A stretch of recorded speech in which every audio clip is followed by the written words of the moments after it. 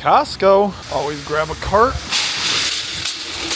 Always go the back way. Meat department, steaks, specifically Costco steaks. All right, so today I was gonna show you guys how I cook the perfect steak dinner using products I buy at Costco specifically. And I don't even go to steakhouses very often, if ever, really. If I had a choice, I'll cook at home because I think you can cook as good, if not better, at home when it comes to steaks and a steak dinner. So I'm gonna show you everything I buy and how to cook it. So there's 3 different choices of steak quality here. So let's start with USDA choice. This is gonna be your standard steak. Maybe like if you enjoy a steak every week. These are thin ribeyes, USDA choice, $16.99 a pound.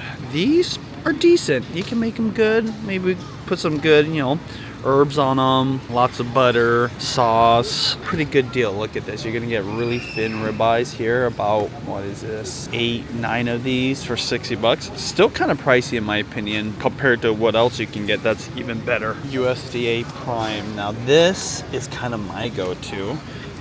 These are New York's. Look at the marbling on these guys. That's the USDA Prime label that you're looking for. This is $18.99 a pound. Not that much more in my opinion. Way thicker, beautiful marbling, lots of flavor, and this is honestly my go-to. Last but not least, American Wagyu. This is Costco's brand for the Wagyu. Way more marbling, and you're definitely getting a lot of flavor, but you're also paying for it. This is $27 a pound. Just these 2 steaks alone, which are fairly thick, not as thick as the prime ones. This is $50 for these 2 steaks. So yeah, pricey.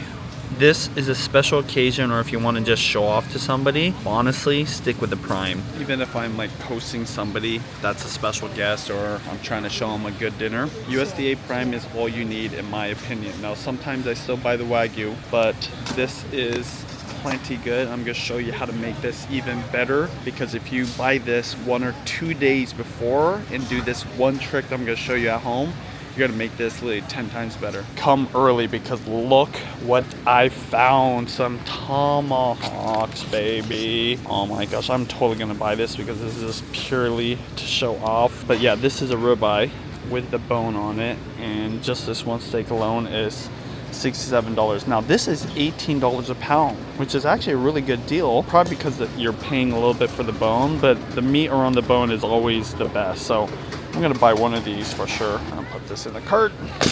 All right, and then I'm gonna also buy these 2 New Yorks. Again, USDA Prime. This is $18.99. These 2 steaks alone are $50, which is the same price as that Wagyu, but these are way bigger, heavier, thicker, and as I mentioned, all you need to get. So I'm gonna also get these 2 as well. Time to get some side dishes going. Now, the one thing at a steakhouse is you got a lot of options for side dishes. Why do you need that? If you know exactly what you want, then you can cook it. So my go-to is the Brussels sprouts. These right here, so easy to cook, especially if you got the grill on. You can make these so delicious. And of course, asparagus too. These are organic. They look really good. The price is $9.49. Last but not least is mushrooms. Yeah, there is something really delicious you can do with these mushrooms. I'm gonna make a mushroom cream sauce.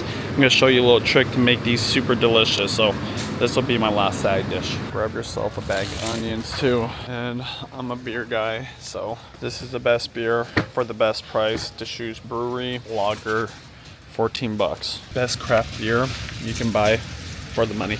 Yes, there's some dairy products you're gonna need. Grab some heavy cream for sure. This is gonna be for the mushrooms. Butter. Grab this stuff, grass-fed butter from New Zealand, and get the salted stuff because you're gonna use a lot of butter. They have beef tallow, and I'm gonna show you why this is probably one of the secrets to doing really good steaks at home. It's basically beef fat, best price. All right, it's time to check out. Shower, you need Okay, so this is one of the secrets of really good steak, which is to put it in the fridge the day before you cook it. Now you can do it 2 days and it's gonna be better. I only have a day today. So what does this do? It's gonna dry out the surface of the steak, which is really good for searing. And that searing is really good for flavor. So that's what I'm gonna do. I'm gonna literally just put this right into the top shelf of my fridge in the garage. You don't have to do this, but what you're trying to do is have a nice dry surface to get that extra flavor. Trust me, this is one of the techniques that makes your steaks as good as any steakhouse out there. So let's do it. Yeah, 24 to 48 hours in the fridge. It's gonna be real good. Okay, one thing that you're probably asking is, why didn't I salt the steaks? You can salt the steaks, but the thing is, the salt is gonna extract even more moisture. And what's gonna happen is all that air inside the refrigerator is gonna remove the moisture from the steak. I don't ever put salt on the steak anymore. I just let the air circulating through the refrigerator remove the moisture, and then I salt the steaks right before I cook it. So that's what I'm gonna do. Now, time to prep for tomorrow's steak dinner. All right, this is my dirty kitchen, and it is the next day. Steaks were in the fridge for about 24 hours. My dinner party is 2 hours from now. I need to hustle because it's gonna take a while for this process. Now, this process though is gonna match that restaurant quality kind of flavor. Let me show you how it's done. You can see steaks just got out of the fridge and it's dried to the touch, no juices because I didn't add any salt, and all that air kind of removes some of the moisture on the outside. So what I'm gonna do here is I'm gonna sear both of these before I sous vide them. Now this is a new thing that I just learned from my friend Grant, who works at Chef Steps, been a cook forever. He said to sear your steaks before you sous vide them. And if you don't know what sous vide is, I'll show you. It's where you put it in like a water circulator and it's gonna cook it for a long time. But that searing before the sous vide gives it that flavor, and he says something like it compounds on top of itself or something like that. So I'm excited. So that's what I'm gonna do. I will sear all these steaks, but not completely cook them. Just sear the outside to give it a nice crust in this pan. Then I'll put the tomahawk in here, and so I'll cook it low and slow in the oven for at least 2 hours for the tomahawk, and the New Yorks will go into the sous vide, which is inside. So let me get started right now. So let's do this. So this pan is at a medium-high heat right now. I'm gonna use beef tallow. Now normally I would just use the fat from the steak itself, but since I have all this beef tallow, I don't need to do that. I want to make sure this is nice and warmed up. Later I will be adding some clarified butter. The reason I clarify it is because it removes the milk solids, and then it prevents it from browning. The beef tallow is nice and hot now. I'm going to start by adding the New Yorks. Now this is a really big stainless steel pan, so it can handle both of them. I'm gonna go ahead and put this in there. There we go. Notice it's searing, but it's not super hot. I'm just trying to sear the outside. I'm not really trying to cook this entirely. So I want it on a kind of a slower or lower temp right now. I'm gonna really push it down. What you can't see is the bottom of these steaks are actually fairly dry because it was in the fridge. So that beef tallow is making a clean, complete contact with every little nook and cranny. So when this turns over, you're gonna see it's gonna be real nice. I'm gonna cook it for about 2 minutes at each side. All right, it's been 2 minutes. Let's go ahead and flip these guys. See what they look like. Bet you it's gonna look good. Oh yeah. Now it's gonna take a couple flips here. That is definitely looking amazing. You can see all that golden brown starting to happen. Make sure you move that tallow around a little bit. Oh yeah, this one's even better. Oh, that's what you're going for right there. Turn on your timer one more time. All right. Now this second flip, or this second kind of searing, is what's gonna do the trick. Oh baby, yeah. And like I said, I'm not trying to cook it fully. I'm just trying to get the outside nice and seared. By the way, I have not added salt to this. That's another thing that's unique. When you sous vide, you don't want to add the salt in there because it'll make your steak rubbery. All right, there we go. Now, again, I'm gonna turn on the timer, this time for 1 minute. And it should be perfectly seared at this point. Oh, that's gonna be freaking amazing. This is the first steak I did. Should be, oh ho ho, that's perfect. Now this is the thing, the inside of this is still not cooked enough. This is why we're gonna sous vide it. And oh yeah, that's good.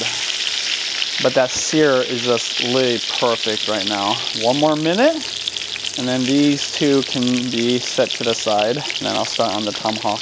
Oh baby, look at that sear, that is perfecto.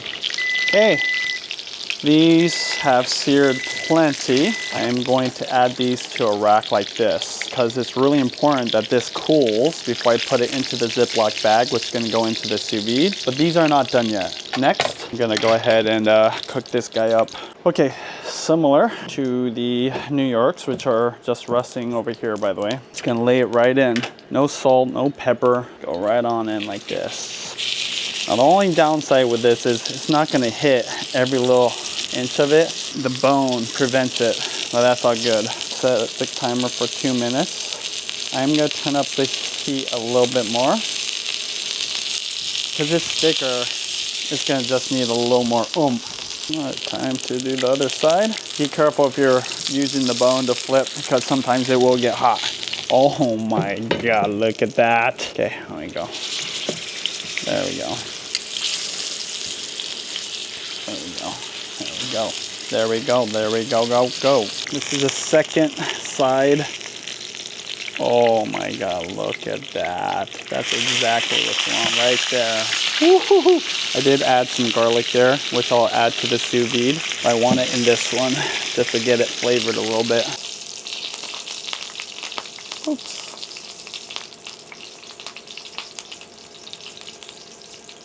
Okay, this tomahawk is not done, but that's okay because I'm gonna throw it in the oven. This will go into the Breville oven, which is right here at 130 degrees. This I'll bring inside and I'll show you what I do with it in terms of the sous vide. So sew this in and then go inside the house. All right. This is at 130, which I know seems really low because I really don't want this to get beyond that. So close it. And literally it's gonna take at least an hour and a half, if not more. And I still will do something with this later. By the way, don't throw this away. We're gonna do something with this later. Let's go inside the kitchen now. Steaks are well rested, so it's not hot. It won't burn the bags. The water is up to temp. Right now I've got it at, I believe at 129, 130. And this is what a sous vide is, if you don't know. This is the Breville brand. Actually, my friend Grant gave it to me. So let me show you how I prepare this right now. All right, I'm also gonna have clarified butter and that garlic in there. Oh my gosh, that garlic smells amazing. You're gonna need Ziploc bags. You're gonna need at least gallon-sized bags. And look, this steak is cool to the touch. Simply open it up, put them in.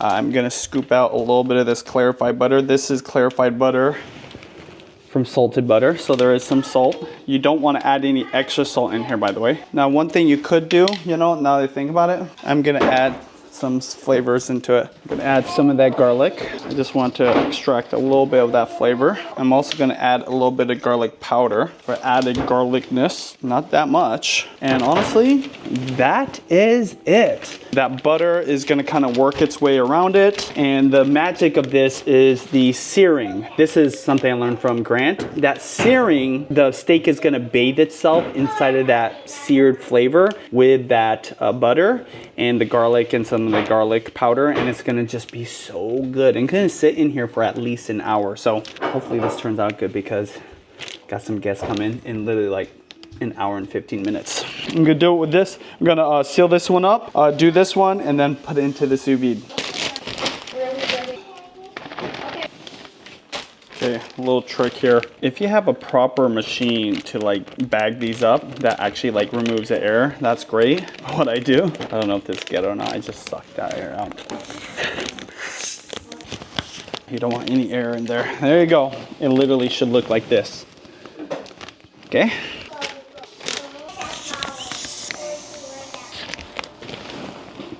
Done. Okay, what you're gonna do, this water has already gotten up to temp, literally perfect 130. Slip it in there, kind of let it hang over the top. Same thing with this one. There we go. Sometimes they do float, so you can like put something in there to make it not float. What should I use right now? Oh, like this. Just need to put it underneath the water. That's it. There we go. Good. That's gonna do its thing. Steaks are floating in there, of course, inside that Ziploc bag with the garlic and the butter at a perfect 100, and it says 127, but it's supposed to be 128, which it will get to. It'll sit in there for at least an hour. Now, if you're wondering why I'm wearing those kind of clothes, I just got back from Taekwondo, so I literally had to get this into the sous vide. So I'm gonna go ahead and take a shower, and then I'm gonna prep the grill, prep the vegetables, and get ready to serve this delicious steak dinner. One of the reasons why you would want to do sous vide when you're entertaining people is because it's nice when you have tons of people to serve to just have it done by the time they show up. So sous vide, and even that, they call it the reverse sear, even though I'm searing it ahead of time and I'm gonna sear it on the other side. But that oven method, as well as the sous vide method, lets you get it up to that perfect temperature way before they show up, so that when they do, you just sear it on the charcoal grill, which I'm gonna do later, and it's done. You just let it rest, chop it up, and people can start eating right away, that's kind of my plan, because I want to hang out and relax and actually like get to enjoy their company versus what I normally am doing, which is cooking the whole time. So hopefully I actually do that this time. It's been about an hour. Very important, always temp your meat. So that's what I'm gonna do. This is probably the number one lesson I can give you when it comes to cooking a steak. Don't trust the digital thermometer on your devices. You gotta check it yourself. So this thing is telling me to rotate it anyways. Look, I can totally touch the pan. This is what it looks like right now. What I'm trying to go for is 130 degrees. I'll take 128. Look at that. It is 102 in the center. Let's check kind of like closer to the surface. Okay, so it's 102, which is not bad. I'm gonna put it back in. I'm gonna raise the temp because people are gonna be showing up in about 20 minutes. But I'm also going to flip this guy over. Oh yeah, baby. I'm gonna actually flip it too, like literally put it the other way. There we go, and then just leave it probably for another 20 minutes here. I'm gonna crank up the heat just a little bit. There we go. It's gonna be delicious. All right, Tomahawk is out of the oven. New Yorks are out of the sous vide. Gotta always temp it. I have a feeling this is probably at 120. 116, 115, I'll take it. It's gonna take a little bit of extra work, but it's all good. Now these New Yorks, let's see if they're perfect 130, because if they are, that'd be awesome. Ooh, 125, 126. Oh, look at that. It's basically there. Let's try the center. Oh my gosh, see, that's what's great about sous vide. It gets right to where you want it. These ones, all I have to do is char these and they'll be ready to go after resting. I'm gonna salt and pepper them and then cook them.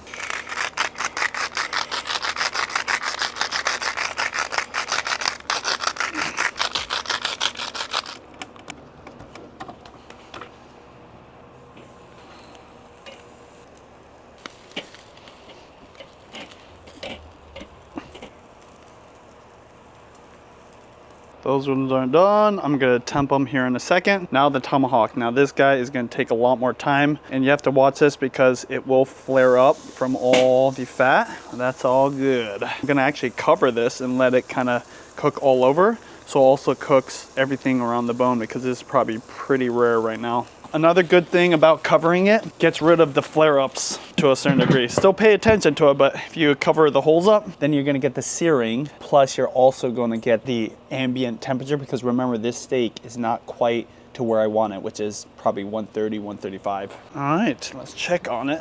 Woo-hoo. Yeah, it's smoky, but it's all good. Let's go ahead and flip this guy. Definitely wear a glove at this point. Oh, jeez.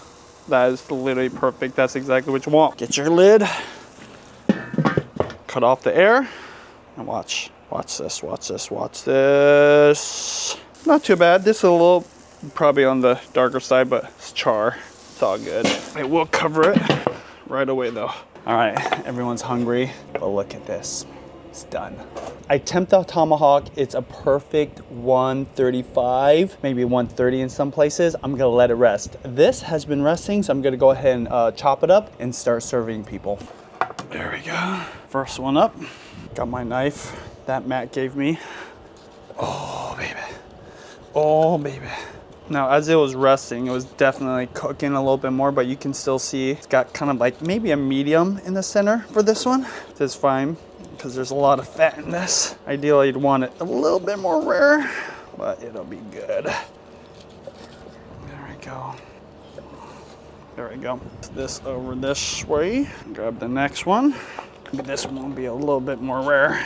It's juicy though, I will say that. It is definitely juicy. Look at that. That's what I'm looking for right there, baby. There we go.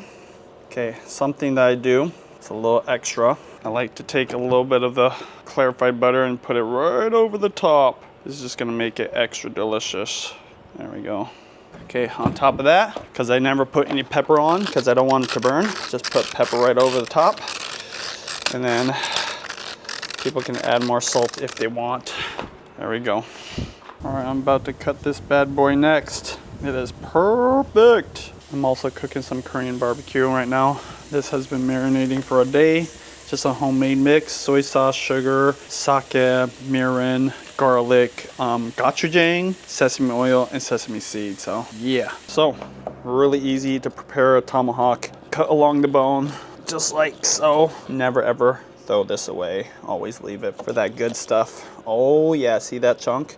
I like to just kind of chop it up. Oh my gosh, look at that. That off to a side. So my friend Grant told me a couple things. You have to cut off this part. This is the most tender part. He said save it for this special guest. Oh my gosh, tell me that ain't the most beautiful thing you ever seen in your whole life. Oh my gosh. Oh my lordies. Okay, there we go. And he said the second best part, this little chunk right here. This one's definitely a little more rare. I'm gonna put that chunk right over there. And this is what a lot of people are used to eating. Still freaking amazing. Oh my gosh. Oh my gosh. Sorry guys, I'm so excited. I've never cooked a steak this perfect before. Thanks to my friend Grant, who not only gave me that sous vide, told me how to do this, so thank you. Oh my freaking lordies. This is a perfect medium rare to rare right here. The leftovers. This is what's left from all that meat, including Korean barbecue. I marinated myself. I just grilled it on both sides. It was a good dinner. I know that was kind of a complicated method compared to what I normally do, but 100% worth it because everybody loved it. Everyone got full. Originally, I was gonna go out to dinner. My Taekwondo master was actually the one that suggested he'd take us out to dinner. I convinced him, hey, how about this? You just buy the steaks, I will cook, we'll have an awesome dinner at home. I'm so glad because it costs so much. I swear, when we go out to restaurants, and there was today 12 people here total. No, more than that. If you include the little kids, 14 people. 14 people here. If we went out to a dinner, 14 of us, that could easily cost upwards towards like $800 to $1,000. Just a tomahawk alone, probably you're talking anywhere from $200 to $300 depending on, you know, where you get it. Now that tomahawk, I think it cost me like 50 bucks, 60 bucks. That's why I insist on eating steaks at home. And that's why you can get a steak at Costco for 50 to 60 bucks, cook it, even if it's kind of high maintenance method like I did today, way better than going out to a steakhouse. Don't get me wrong, I like going out to eat sometimes, and I just went to, what is it, in Seattle, I think it's called Butcher's Table. That place, legit, but my bill was like 500 bucks for 4 people. That's with a lot of drinks. So anyways, cheers to Costco and to cooking at home and breaking bread with family and friends right in the comfort of your own kitchen. And I told you, somebody is gonna eat off of this. That's me. Best part,